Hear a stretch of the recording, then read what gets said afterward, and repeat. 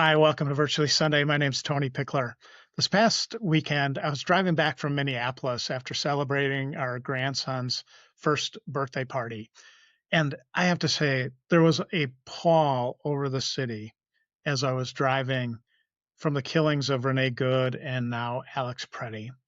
I so wanted to veer off from I-694 and go right and go down I-94 into downtown and be with the people who were congregating there, to be with them and to support them.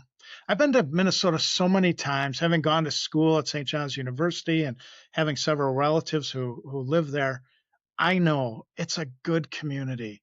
It's a wholesome community of Midwest nice people. They're Beatitudes people, which gets me thinking about this coming weekend's readings. The first reading is from the prophet Zephaniah. Zephaniah was an early 7th century BC prophet who was speaking after northern Israel had been carried off into exile by the Assyrians, but prior to Judah, the southern part of Israel, falling to the Babylonians, so in that in-between time. And his message to the people of Jerusalem and in his time, and his message, quite frankly, to us, is this: I will leave as a remnant in your midst a people humble and lowly, who shall take refuge in the name of the Lord, the remnant of Israel. They shall do no wrong and speak no lies, nor shall there be found in their mouths a deceitful tongue.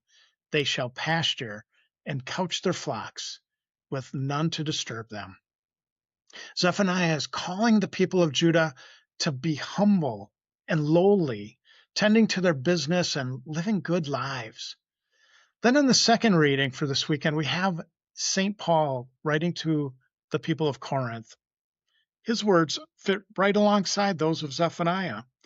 St. Paul writes, God chose the foolish of the world to shame the wise, and God chose the weak of the world to shame the strong, and God chose the lowly and despised of the world, those who count for nothing, to reduce to nothing those who have something, so that no human being might boast before God. It's not the high and mighty who will find favor with God. The weak and the lowly who are lifted up by God as they live a life grounded in God. That's the message of St. Paul. Which brings us to the gospel. Most of us have heard it many, many times. The Sermon on the Mount, the Beatitudes. Jesus goes up on the mountaintop and he says these words: Blessed are the poor in spirit, for theirs is the kingdom of heaven. Blessed are they who mourn, for they will be comforted. Blessed are the meek, for they will inherit the land. Blessed are they who hunger and thirst for righteousness, for they will be satisfied. Blessed are the merciful, for they will be shown mercy. Blessed are the clean of heart, for they will see God. Blessed are the peacemakers, for they will be called children of God.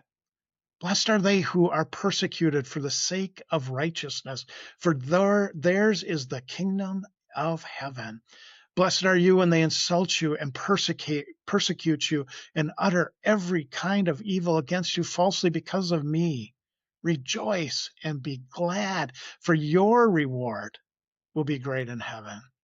The Beatitudes, they're not about being right, but they're about being in right relationship. They're not about some future reward. They're about the present. Theirs is the kingdom of God.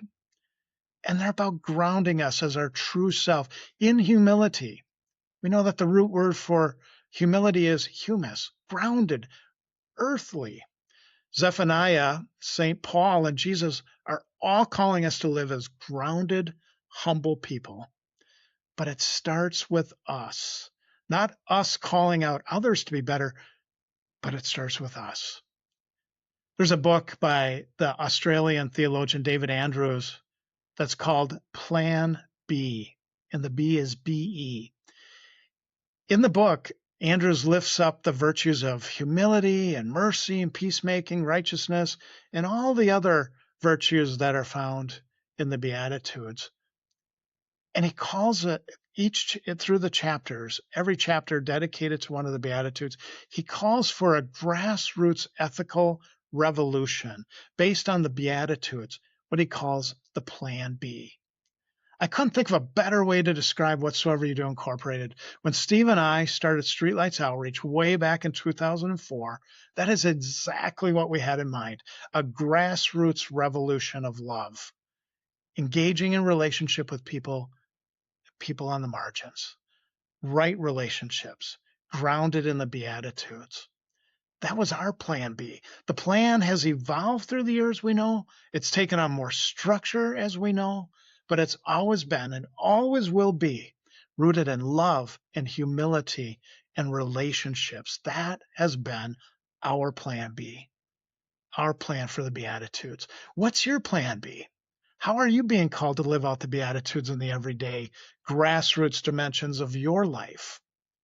Rejoice and be glad, for your reward is great here and in heaven. Have a great week, everyone.